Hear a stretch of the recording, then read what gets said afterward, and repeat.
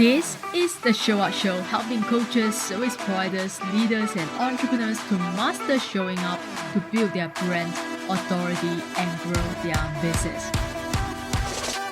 Whether it's showing up on social media, in front of an audience, on a live interview, or an actual stage, this podcast is going to help you overcome visibility fear to confidently brand yourself as the authority in your industry. I'm Joanne Chan, aka the Confidence and Visibility Queen, and I am on a mission to share how I went from a nobody to the confident leader I am today, what I have learned, and what I have done to build my brand and business from scratch, and help you do the same so that you can make an impact in the world with the meaningful work that you do. Whether you are new to the business world or feeling unsure about public visibility, or you want to be seen and heard in a way that doesn't feel icky but authentic to you, you will discover how to become visible in your own unique way and show up as the confident entrepreneur you have always dreamed about becoming. Now, it's time to get you show up and be confidently visible so you can easily attract more clients and opportunities for yourself.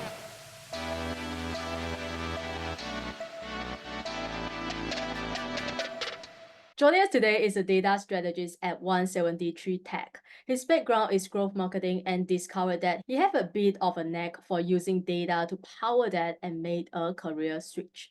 He's really interested in how people make decisions and what data can capture those thought processes and how companies can intertwine better because data is everywhere and businesses are struggling to figure out how best to capture, store, and extract this data in a meaningful way to make a difference. He has an established way of working where he focuses on doing the simple things well and look to build from there. And his primary focus is working with the implementation team to ensure that they deliver value throughout the project and the overall strategic picture is not forgotten in the day-to-day tasks. So guys, help me in welcoming the strategy manager, Olivia Green. Hi, Olivia. Welcome to the show. Thanks very much for having me. What inspired you to change your career from growth marketing to becoming a data strategist? I think in life, you've got to pursue what you're interested in. You've got to find things that you're fascinated by and then spend time learning more about them. And for me, although there's always something new to learn in growth marketing, I really thought that data is an emerging thing. It's an emergent practice that people can leverage to a good effect to improve their marketing. And if I could learn a lot more about data and how it actually works, then that would really help me serve customers better. And it's just something I found really interesting and was already doing at a very basic level. And so I wanted to learn sort of how do you do that properly? I think a lot of marketers out there, they're probably doing some sort of data modeling. They're probably taking data from various sources, putting it into an Excel sheet and then finding out the overlap in a manual way. And the only difference between that and sort of proper data modeling is just the way that you're doing it and doing it in a more robust way. So once I'd sort of seen, oh, I'm kind of doing the right thing, just in a more amateurish way, I was like, okay, this is really interesting. Let's find out some more. This is really interesting. So, given given what you just said, and given the abundance of data in today's world, whether it's business or marketing, what would be the best way to capture data, to store, extract data in a meaningful and efficient way? One of the main problems that I see, especially with larger companies, is they're really guilty of thinking that they've got big decisions to make, and therefore they need more data to make that decision. And so they collect absolutely everything that they can about customers, and they get analysis paralysis. They've got too much information they don't really need. And instead of thinking of 3 things that have a lot of value to their business, they think of like 30 things that are probably useful down the road and maybe they'll need. And so really at the core of what I do is thinking about the core questions that are going to make a difference to the journey, the customer journey for those businesses, and focusing on getting 3 things that are 100% true and accurate and meaningful to the company versus a lot of information that maybe you won't need. Okay, so what are some of the I would say what are some of the information or data that are important and what are some of the information or data that are not important? Because a lot of my listeners, they are entrepreneurs and business owners as well. I think this will be something that is valuable to learn, like what is important and what is not important. in terms of data collection? Yeah, really difficult question and Mm, to answer because every company is so different and right. original. But I'll give you a good example. Yeah. So Walt Disney, I'm a huge Disney fan.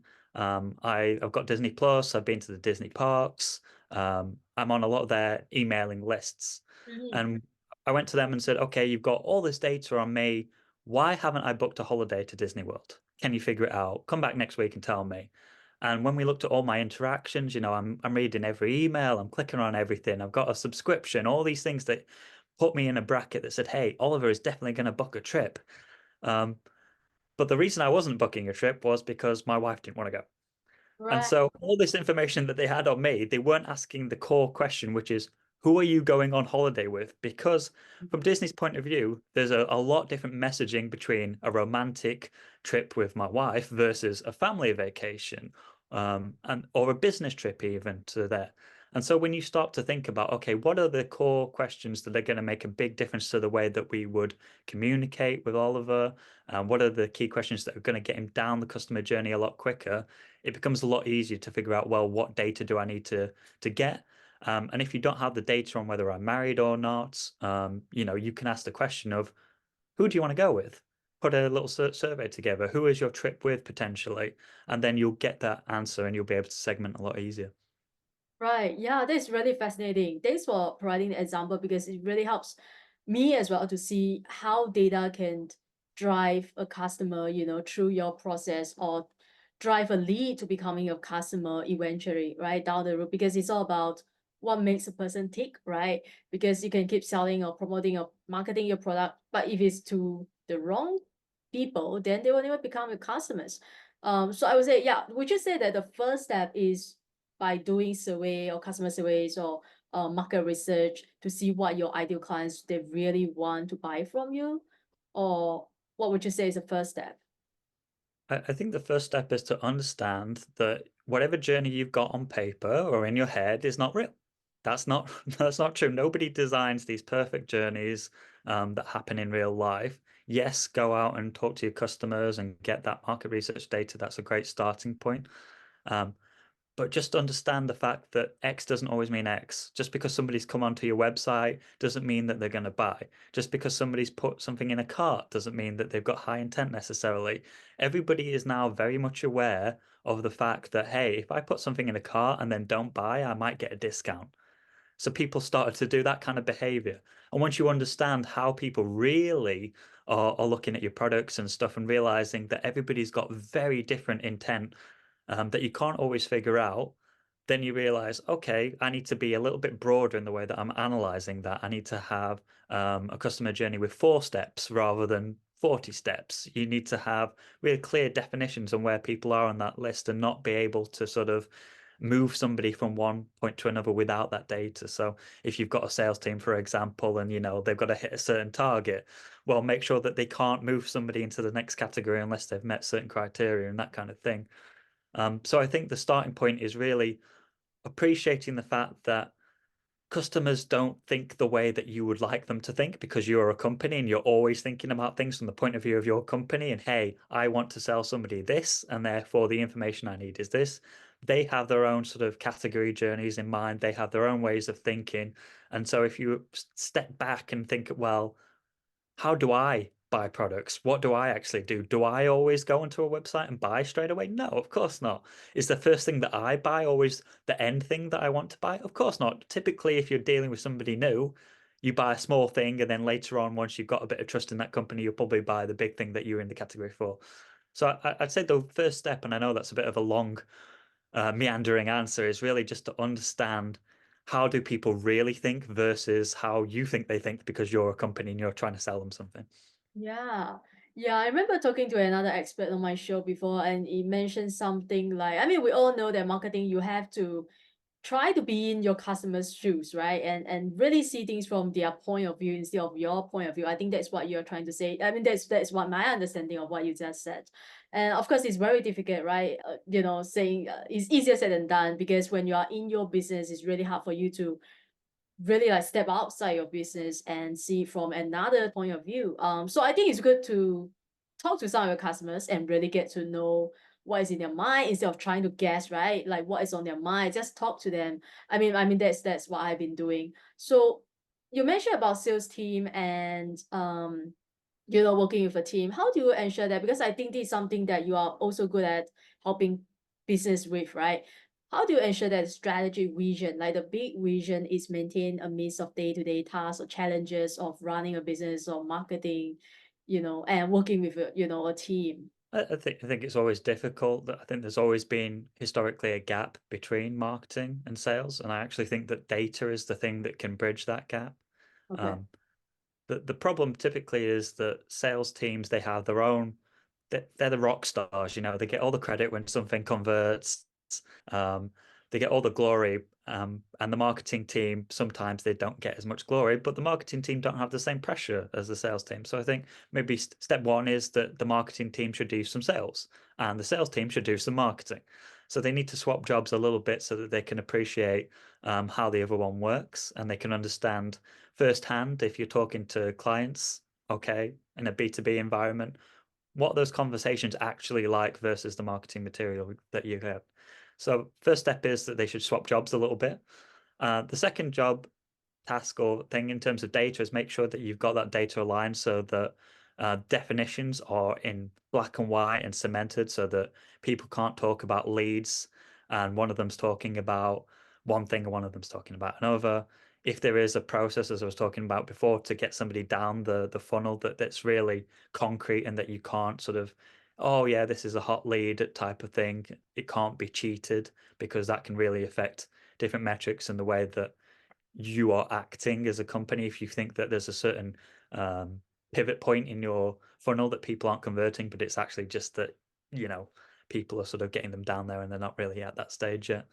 And third, just in terms of day-to-day tasks versus overall goals, I don't think there's necessarily a right way of doing things. I think you just have to look at your team and ask them what works best for them and what's gonna get them through the day and make sure that they don't forget all those things and find something that works for them and you. It's the only way. Everybody is different in the way that they approach their day-to-day tasks. All managers have a weirdness in the way that they would like things done, and so you just have to find that balance between the two. Obviously, with sales and marketing, the key thing is automate as much data as possible, so that you're not having to do a lot of admin. Right. Yeah, it's really interesting. The first step is about swapping jobs, The sales team go and do marketing and marketings go and do sales call, right? I mean, that is something that is really interesting. But I would tend to think that salespeople will be a lot better in marketing. I don't know, this is just a perception perhaps. And why would you think it is, I would say, beneficial for a company or business to swap tasks between their team so that what is really the point of doing this? Like what is your intention? What is the purpose? I think the first one is it makes people appreciate the difficulties of Right. somebody else's job. It gives them an insight into the realities. And this shouldn't just be like sales and marketing. It should also be like CEO should be on the front lines, talking to customers on a regular basis, not a once a year type of thing, as we often see, CEOs go to the front line of a Waitrose or whatever and serve customers for one day and think they know that life and they just don't. So it needs to be a semi-regular thing. It's to make people appreciate the difficulties of that job, give them insight on how they can work better as a team. And ultimately, sometimes I actually disagree with you. I think marketing people and non-sales people can actually be very good salespeople because they don't have the pressure of selling. They don't need to close the sale, and it can sometimes give clients a bit more of a relaxed feel, and they're Mm. there to sort of help the customer more genuinely than salespeople in a weird way. Um, but yeah, it's mostly about helping people understand the processes and the difficulties so that then they can think, okay, how can I help this other team? And it works the other way, of course. So the salespeople, often marketing people, when they're helping the salespeople, they get into this sort of world where they're making sheets and marketing material on the fly, and they need presentations very quickly. And the sales team might not be very good at sort of passing through the information that's going to make a big difference. And so it gets into that very choppy waters of a lot of back and forth, which wastes time and energy ultimately. So how can the sales team also serve up information to the marketing team that they really need? Yeah, I think I would agree with you on that as well because yeah, it's all about not having the pressure to close someone or lead, right? I mean, sales is all about having a conversation with potential buyer. That's it, right? And ultimately, how do you lead them into making a decision? Whether the decision is a yes or no, is all about helping them, empowering them to make a decision on their own. And so we don't really talk about a lot of jargons, but I know data is something that is often seen as a daunting topic for those who, without even me, I don't have a technical background. So how do you approach breaking down the barrier of making data more accessible and more relatable for non-technical people, business owners or team members, so that we all understand what you are trying to convey? I often say that it's easier to teach a marketing person SQL than it is to teach a data person marketing. And I really feel like we need more people coming who have got 10 years or whatever experience in their profession who then go on to be in data, because the amount of times that I'm with the 173 tech team and we'll be looking at some marketing data and very quickly off the top of my head, I'll be able to point at something and say, oh, the reason for this is this.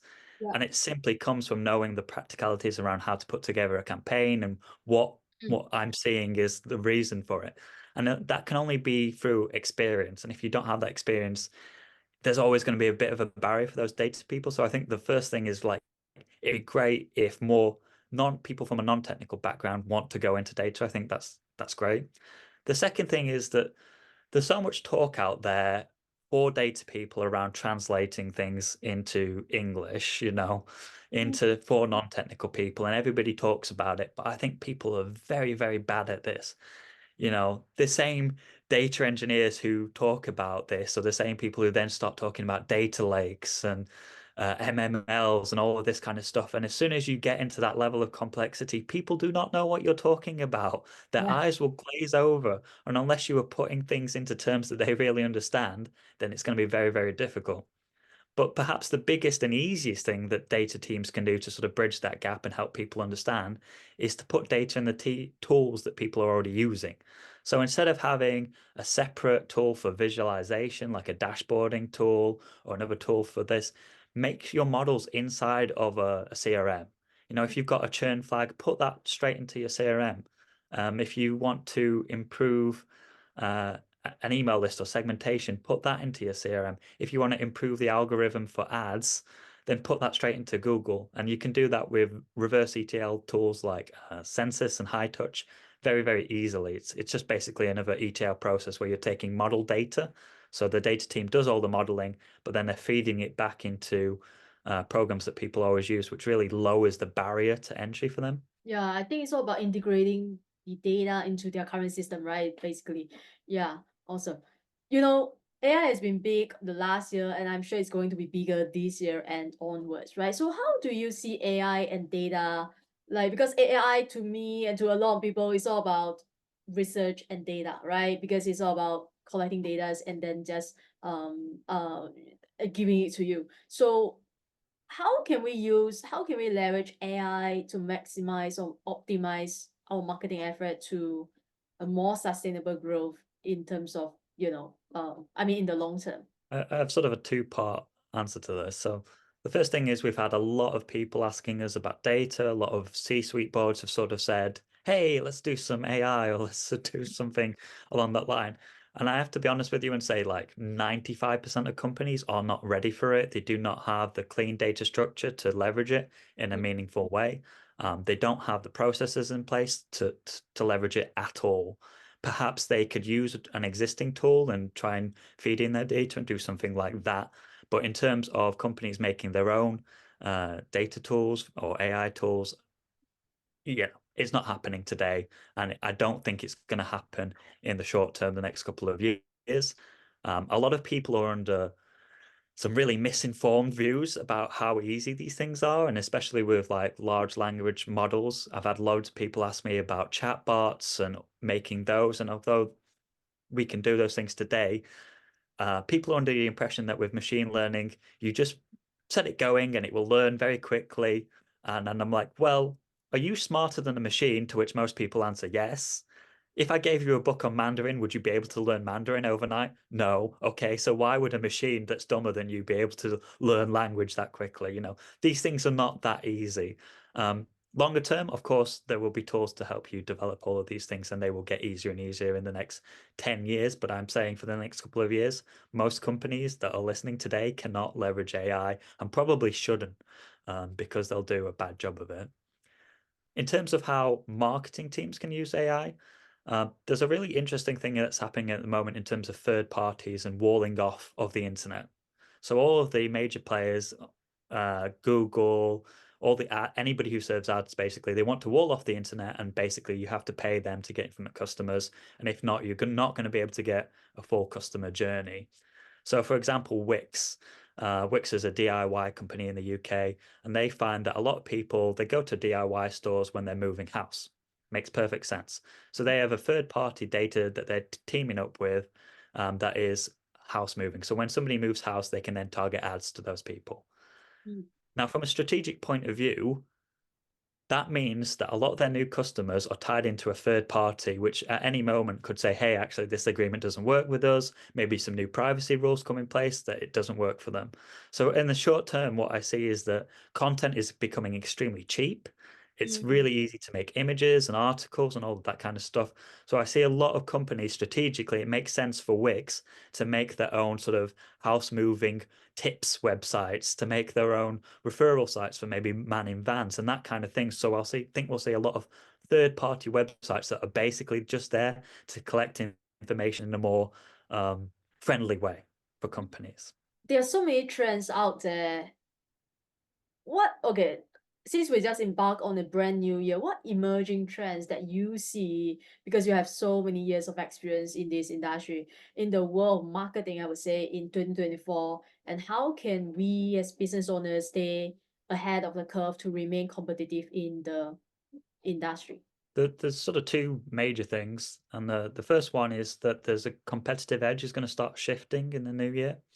So a lot of large companies, they have a lot of siloed data and really legacy systems that don't work together. And a lot Mm. of startups have been able to really disrupt industries because they can move a lot faster, they can implement analytics, they can get a modern data stack pretty much from scratch and within sort of 3 to 6 months. And so they've got that competitive advantage over these more established players. But that's going to be changing. The number one thing we saw last year was companies migrating to a modern data stack. And so I think that that should worry a lot of smaller companies, a lot of challenger brands that, hey, your competitive advantage that you've maybe had for the last 5 years is going to start going away. And we're going to see large companies be able to leverage that a lot more easily, although there's still probably another couple of years in which they'll have to migrate a lot of their complexity over. And then in terms of sort of marketing, obviously CAC has been rising across the board for pretty much every industry. I think it's artificially inflated, which is my radical opinion. Everybody, Google and all the ads providers, they took advantage of the pandemic and they artificially inflated their prices for PPC and for clicks and all of that kind of thing. And so we've seen CAC massively rising. Um, and in many ways, you don't have control over that. You just have to either A, pick some less familiar ads platforms to work with, find those niche audiences that you can get to. And although you can optimize your pages and everything, probably the thing to concentrate is first party data. So if you can optimize your own metrics around customers and lifetime value and figure out exactly those people who you can serve better, you can feed that back to your ad platforms, and it really radically improves your performance on there, but only if you've got the first party data. So we do that for a lot of customers, and they typically save about 20% and up on their ad cost. There was one client we saved, I think it's 300,000 K a year on their ads just by looking at their first party data, finding those high value, lifetime value customers, which aren't always obvious from a first click or a first interaction, and then sending it back to the likes of Google. Yeah, I wanted to ask for like your tips, but I think you have just given us that, which is, to optimize your step pages. I think there's not as much to be Right. gained from optimizing pages and optimizing keywords. It's a part of the game, but I think the biggest lever for the next couple of years is LTV, so lifetime value of customers. When you think about ads in general, most of the time you're basing the performance of your ads based on the first purchase or the first click. So somebody, Oliver comes through, he buys something normally quite small. If it's my first interaction with you, he spent 10 quid, the ad cost £2 a click or whatever, we've made £8. But that's not really true. My lifetime value with you is over years. If you can keep me as a customer, if I buy more, then potentially I'm in a much higher category. And so the £2 that you've spent initially is worth a lot more. Right. And so if you look at lifetime value versus your first click, you'll get a much more accurate audience that you're targeting to, and you'll decrease the cost of your ads. Yeah, that's so true. Lifetime value customer. Because when we run ads, like most people don't run ads because they see as I have to have, I have to upfront, make an investment, right, to run ads. I don't have the budget to run ads. But when you look at it this way, like what you just said, right, it's about measuring the lifetime value of a customer. Like maybe you lose money upfront, but eventually it's actually a profitable campaign, right? If you were to measure it, maybe the customer bought something from you 6 months later. It's not the first click, right? But eventually they became your customers, and that ad campaign actually became profitable. So yeah, is there anything else that you really want to share or talk about? Perhaps I didn't ask you, didn't let you, for coming to our show today? I think just on the algorithms as well. So Okay. if you're worried about losing money on ads, my advice is to have a campaign that is there to lose money. Spend a really small amount of money and have it ongoing. I'll tell you why. So if you're spending and I'm talking like £10 a Mm, month, really, really small, let the algorithm learn who your audience is, and the results will improve dramatically. So I have a band in my spare time. We ran ads. The first week that we ran ads, we had 28 people click. On the fourth week, we had 328 people click. Nothing changed on the ads. They weren't very good, to be honest with you, the particular ads. Just the algorithm got smarter.